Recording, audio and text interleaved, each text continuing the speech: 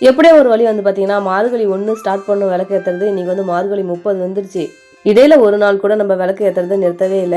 Time கொஞ்சம் முன்ன பின்ன ஆனாலும் கரெக்ட்டா வந்து விளக்கு ஏத்திட்டோம். இன்னைக்கு என்னுடைய கோலம் எப்படி இருக்குதுன்னு சொல்லுங்க. கலர் அடிக்க தான் கொஞ்சம் டைம் ஆயிடுச்சு. கோலமே போட தெரியாம தான் கோலம் ஆரம்பிச்சேன். ஆனா கடைசியா முடிக்கும்போது வந்து பார்த்தீங்கன்னா, கலர் கோலம் போடுற அளவுக்கு நல்லா டெவலப் ஆயிட்டேன். இன்னைக்கு வந்து பொங்கல் ஆஃபர் கடைசி நாளா, அதனால ஒர்க் கொஞ்சம் அதிகமா இருந்துச்சு. போட்ட கையோட வந்து பார்த்தீங்கன்னா, ஆர்டர் எடுக்க உட்காந்துட்டேன். அதனால அத்தை வந்து பார்த்தீங்கன்னா, எங்களுக்கெல்லாம் சேர்த்து சாப்பாடு செஞ்சுட்டாங்க. குழம்பு மட்டும் வந்து பார்த்தீங்கன்னா, நான் தக்காளி வதக்கிக்கிட்டேன். எப்பயுமே பொங்கல் அப்படின்னா வீட்டில் இருக்கிற பாத்திர பொருளை எடுத்து போட்டு விளக்கிட்டு வீட்டை ஒரு பக்கமாக இருந்து க்ளீன் பண்ணி ஒட்டடை அடித்து அதுக்கப்புறம் சுண்ணாம்பெல்லாம் அடிப்பாங்க. அதெல்லாம் சுண்ணாம்பு அடித்த காலத்தில் வந்து கொஞ்சம் ஈஸியாக இருந்துச்சு. வருஷத்துக்கு ஒரு டைமாவது வந்து சுண்ணாம்பு அடிப்பாங்க. ஆனால் நாம் இப்போலாம் வந்து பெயிண்ட் அடிக்கிறதுனால வருஷத்துக்கு ஒரு டைம் பெயிண்ட் அடிச்சோன்னா அந்த பெயிண்ட் காஸ்ட்டே வந்து பார்த்தீங்கன்னா எங்கேயோ போகுது. ஆனால் மேக்ஸிமம் வருஷத்துக்கு ஒரு டைம் யாராலுமே பெயிண்ட் அடிக்கவே முடியாது. எப்படி பார்த்தாலும் ஒரு 4 இல்லை 5 வருஷத்துக்கு ஒரு டைம் தான் பெயிண்ட் அடிக்க முடியும். ஏன்னா அந்த அளவுக்கு பெயிண்டோட காஸ்ட்டு, அது இல்லாமல் செய்கிறவங்க கூலி தொகையுமே அதிகமாகிடுச்சு. நான் வந்து பார்த்தீங்கன்னா, இந்த செவுத்துல இருக்கிற அழுக்கெல்லாம் துடைக்கிறதுக்கு ஆல்ரெடி வந்து பார்த்தீங்கன்னா, இந்த மேஜிக் ஸ்பாஞ்ச் வச்சு தான் தொடச்சிட்டு இருந்தேன்.